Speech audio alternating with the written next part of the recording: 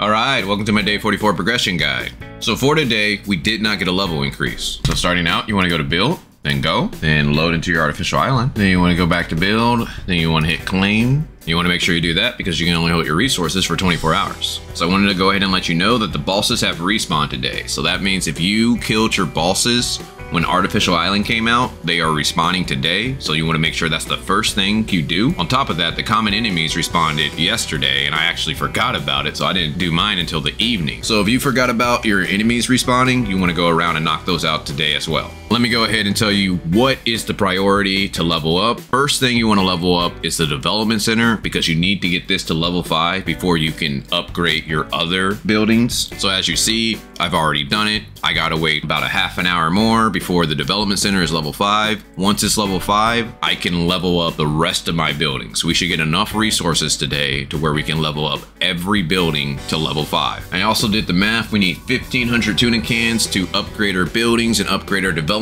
Center.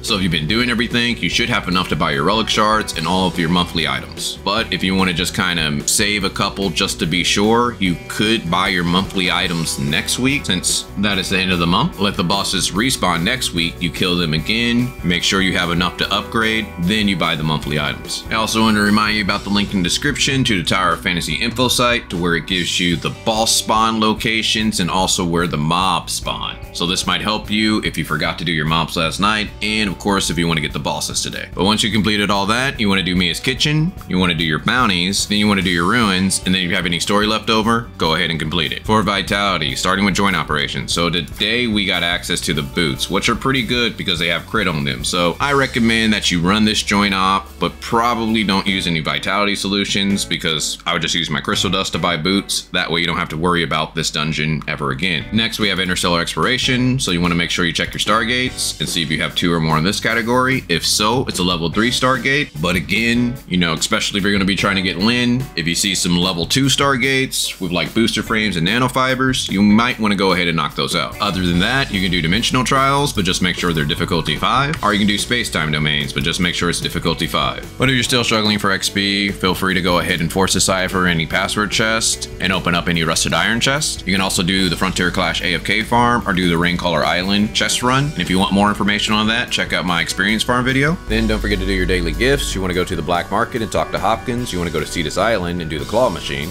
Then you want to do your 2 ability trainings. Quick tip, if you get the rhythm training, Samir is MVP.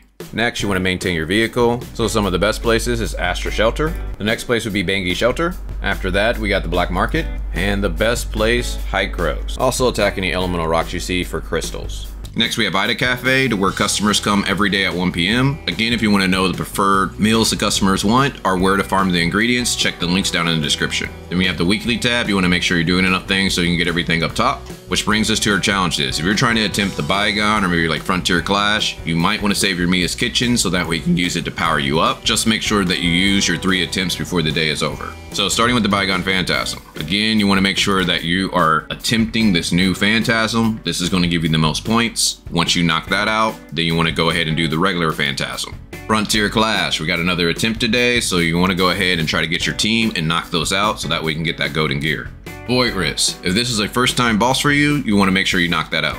The Wormhole, we only have 2 days left to knock out the endless mode, so you want to make sure you complete that so that way you can get your energy crystal dust. And the raids. Remember, this week we got access to 2 different raids, so you want to make sure you get both of those. For the first raid, you get 1,200 energy crystal dust, and for the second raid, you get 1,500 energy crystal dust. So that's basically 2 pieces of golden gear, so make sure you complete that before the week is up. Then we have Apex League. If you're trying to go for Grand Marshal, you want to make sure you put a couple hours in each day. Next, we have our daily buys, so you want to go to shop, hunt, then buy your 2 vitality solutions. Now this is only if you can afford it. Then we have the Commissary, starting with the Crystal Dust store. So you want to make sure you buy your advancement modules and your booster modules. Then when it comes to the golden gear, I recommend that you buy the boots, so that way you can just focus on running the handguards dungeon, since you get handguards and really good matrices. Next we have the crew store. You only want to use your points to buy relic shards. And I recommend that you either use it for Space-Time Rift or Omnium Shield, but just remember, if you're trying to go for Space-Time Rift, once that very orienteering comes out and once we reach level 68, that's 45 Space Rift shards that we're getting, so just put that into your calculation. And how you get crew points, you want to make sure you're doing your daily donations and you're knocking out your 4 missions for the week.